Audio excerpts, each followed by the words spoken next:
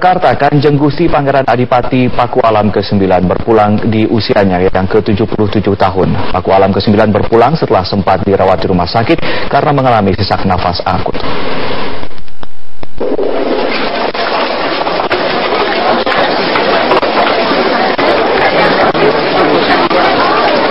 Jenazah Sri Paduka Paku Alam ke-9 tiba di Astana Girigondo, Temon, Kulon Progo, Yogyakarta yang merupakan makam keluarga Paku Alaman pada Minggu sore. Prosesi pemakaman berlangsung sekitar 2 jam. Masyarakat tampak memadati kompleks pemakaman Astana Girigondo hingga menuju puncak Astana yang terdiri dari ratusan anak tangga setinggi 200 meter. Setelah disolatkan, jenazah kemudian diberangkatkan ke pemakaman keluarga Paku Alaman di atas bukit setinggi 500 meter. Di makam ini dimakamkan Paku Alam pertama hingga Paku Alam ke-8 beserta para istri dan kerabat Paku Alaman.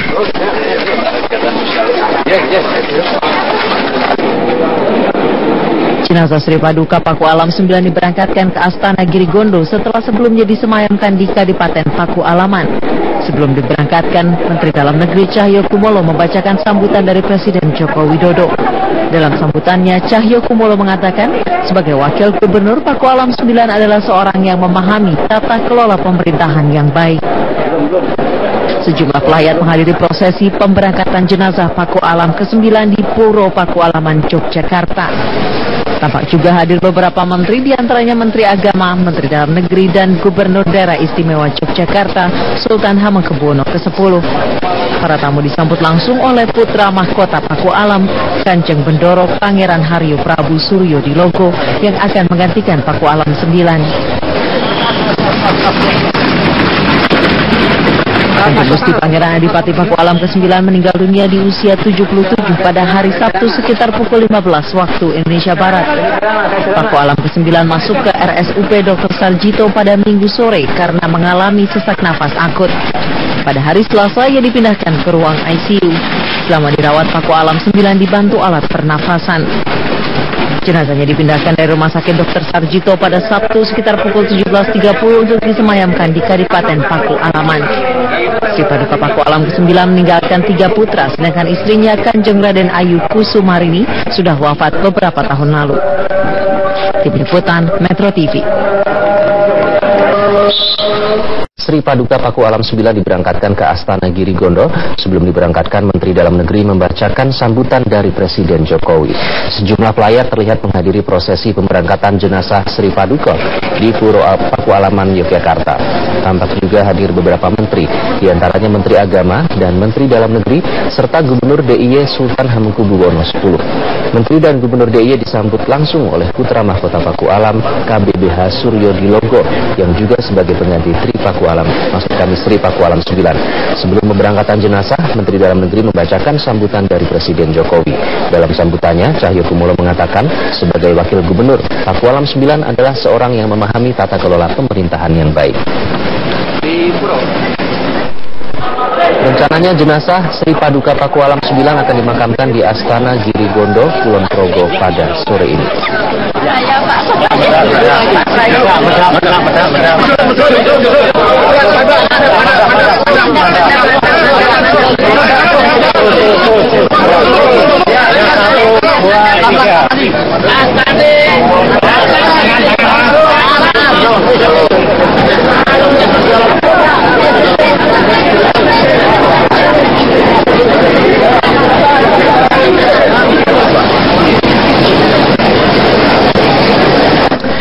Istimewa Yogyakarta sekaligus Raja Kadipaten Paku Alam Sri Paku Alam 9 berpulang pada usia 77 tahun di Rumah Sakit Dr. Sarjito, Yogyakarta Sabtu sore.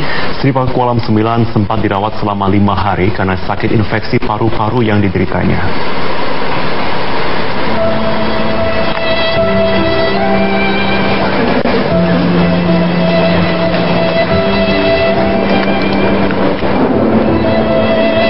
Tibanya dari rumah sakit, jenazah Wakil Gubernur DIY sekaligus Raja Kadipaten Paku Alam Kanjeng Gusti Pangeran Adipati Arya Paku Alam 9 langsung disemayamkan di Bangsal Suwatama yang terletak di dalam Ageng Pura Pakualaman. Rencananya jenazah akan dimakamkan di Girigondo, Kulon Progo pada Minggu siang. Kerabat dan warga berdatangan ke Pura Pakualam untuk melakukan takziah dan mengirimkan doa bagi almarhum Sri Pakualam ke-9. Almarhum Sri Paduka Pakualam ke-9 meninggal pada usia ke-77 tahun dengan meninggalkan 3 orang anak dan 3 cucu. Meski belum dinobatkan secara resmi, untuk sementara putra pertama almarhum KBPH Prabu Suryo Dilogo menjadi PLT Pakualam.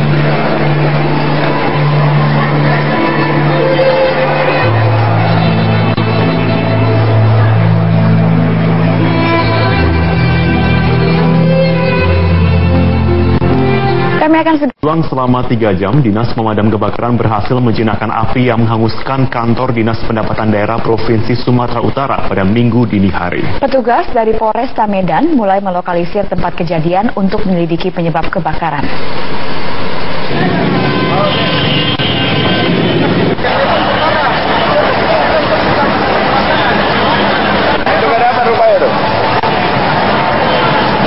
Kebakaran hebat ini sontak membuat geger warga di sekitar kantor Dispenda Sumatera Utara. Bahkan dalam sekejap, api sempat menjalar ke hampir seluruh sisi gedung berlantai 3 ini. Puluhan unit armada pemadam kebakaran dikerahkan untuk memadamkan api di gedung 3, lantai yang berada di Jalan SM Raja, Kota Medan. Petugas bahkan menurunkan mobil tangga untuk menjangkau titik api dari ketinggian. Pemadaman sempat terkendala oleh kepulan asap dan titik api di lantai 2 yang sulit dijangkau.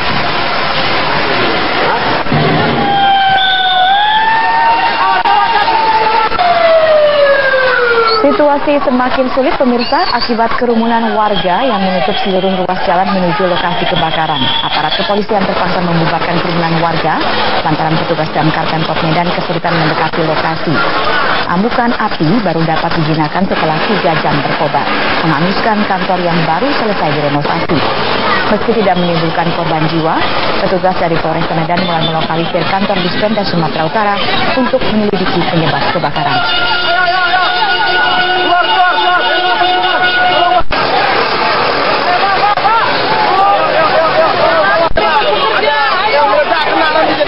Kebakaran Surabaya, pemirsa, sebuah rumah yang dijadikan asrama gereja habis terbakar. Diduga kebakaran terjadi akibat obat nyamuk bakar dan tidak ada korban jiwa dalam kejadian tersebut, namun kerugian akibat dari kebakaran yang dihuni oleh siswa gereja diperkirakan mencapai ratusan juta rupiah. Kebakaran yang melanda sebuah asrama putra yang dihuni oleh siswa gereja Bethel Injil Sepenuh Yerusalem Baru ini terletak di kawasan Jalan Wonorejo, Surabaya, Jawa Timur. Api mulai terlihat dari kamar depan Sabtu malam. Diduga api berasal dari bawah tempat tidur saat salah satu penghuni asrama menyalakan korek api untuk membakar obat nyamuk. Beruntung petugas Dinas Kebakaran Kota Surabaya dengan cepat berhasil memadamkan api dengan mengerahkan 7 unit mobil pemadam kebakaran mengingat lokasi kebakaran yang berada di tengah kawasan pemukiman padat penduduk.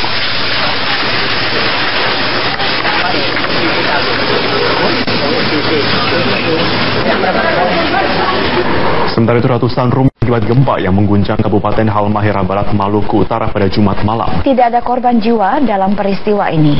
Gempa berkekuatan 4,8 skala Richter yang mengguncang Halmahera Barat pada Jumat malam juga dirasakan di sejumlah wilayah di Maluku Utara, seperti di Halmahera Utara dan Kota Ternate.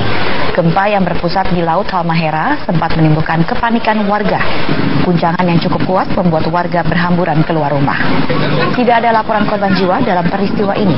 Namun akibat gempa, ratusan rumah di 16 desa mengalami kerusakan cukup parah. Menurut data sementara BPBD Kabupaten Halmahera Barat, sebanyak 385 rumah rusak, baik rusak berat maupun ringan. Meski tidak berpotensi tsunami, gempa juga mengakibatkan keretakan pada tanah dan jalan raya.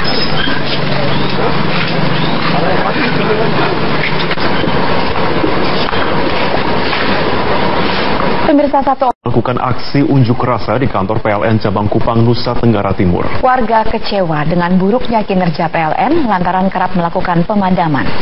Ratusan warga Kota Kupang, Nusa Tenggara Timur kembali melakukan aksi unjuk rasa di kantor PLN di Jalan Palapa, Kota Kupang, Nusa Tenggara Timur. Setelah melakukan aksi di depan pintu kantor PLN, beberapa orang perwakilan akhirnya diizinkan masuk untuk melakukan dialog dengan manajer PLN Cabang Kupang. Merasa tidak puas, pendemo meminta meminta agar pihak PLN segera keluar menemui massa di depan pintu gerbang untuk melakukan dialog dengan masyarakat dan menuntut agar segera menghentikan pemadaman secara sepihak. Massa juga meminta agar PPK melakukan audit terhadap manajemen PLN Cabang Kupang yang diduga adanya penyelewengan. Jika tuntutan mereka tidak terpenuhi, warga akan kembali mendatangi PLN dengan massa yang lebih besar. Apa yang kita di sana? Jamur panas, saudara-saudara yang dikasih. Semoga kita mendapat perhatian yang luar biasa.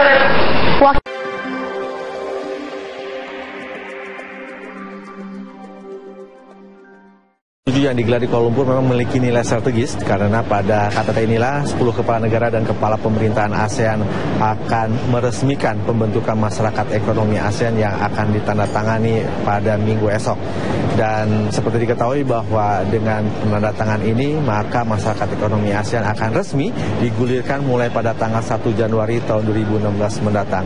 Selain itu juga KTT ini memiliki nilai strategis karena selain 10 kepala negara dan kepala pemerintahan ASEAN, ada juga kehadiran negara-negara sahabat di kawasan Asia Pasifik seperti Presiden Amerika Serikat Barack Obama, Perdana Menteri Jepang, Australia, Korea Selatan, serta Rusia, serta Selandia Baru. Dalam KTT ini sendiri tentu saja banyak sekali akan diangkat sejumlah isu hangat, mulai dari Laut Tiongkok Selatan, perdagangan atau perjanjian Trans-Pacific Partnership, serta beberapa isu-isu keamanan di kawasan regional maupun di dunia. Dalam KTT ini sendiri agenda dari Presiden Jokowi cukup padat. Selain menghadiri sejumlah pertemuan multilateral, juga menghadiri atau mengadakan pertemuan bilateral dengan sejumlah negara sahabat. Di antaranya adalah pertemuan dengan Perdana Menteri Selandia Baru yang digelar pada hari ini. Selain itu juga Presiden Jokowi atau dari delegasi Indonesia mengadakan penandatanganan nota kesepahaman, yaitu pembentukan Dewan Pengekspor Palm Oil di antara Indonesia dengan Malaysia. Dewan ini sendiri diharapkan bisa menjadi stabilisator dan juga menjadi dewan memiliki kerjasama yang cukup erat antara Indonesia dan Malaysia dalam urusan palm oil yang memang di mana produksi dunia dikuasai oleh dua negara ini, yaitu sekitar 90% produksi palm oil dunia berada di Malaysia dan Indonesia. Untuk sementara demikian yang dapat kami kabarkan dari Kuala Lumpur, Malaysia. Dudi Kusmayadi, Dimas Purnomo, TV One mengabarkan. TNI Angkatan Udara menyiagakan 2 skuadron jet tempur untuk mengantisipasi konflik di Laut Cina Selatan. TNI mendapatkan laporan adanya peningkatan kehadiran Angkatan Laut Tiongkok. Sementara itu, Menteri Luar Negeri menegaskan bahwa Kepulauan Natuna sudah terregistrasi di PBB. Di hotel di kawasan Denpasar, Bali.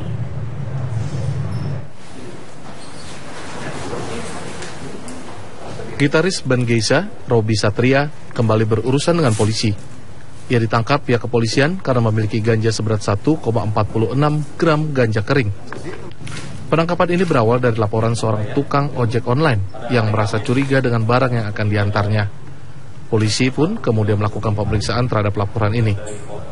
Dan ketika penggerbekan dilakukan, Robby Satria sempat mencoba untuk menghilangkan barang haram tersebut dengan membuangnya dari kamar hotel tempat ia menginap.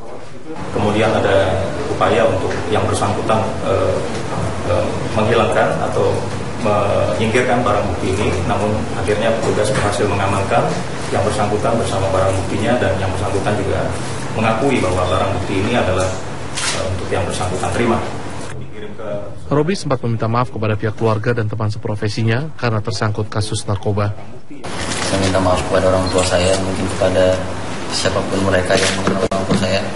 Saya berharap mereka bisa merangkul orang tua saya, bukan menyudutkan, bukan memojokkan, tapi merangkul mereka, karena bagaimanapun juga dia adalah orang tua saya, dan mereka mendapat hak,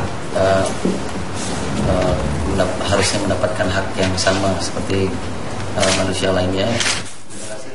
Untuk melanjutkan proses hukum, polisi akan melakukan tes urin kepada Robby.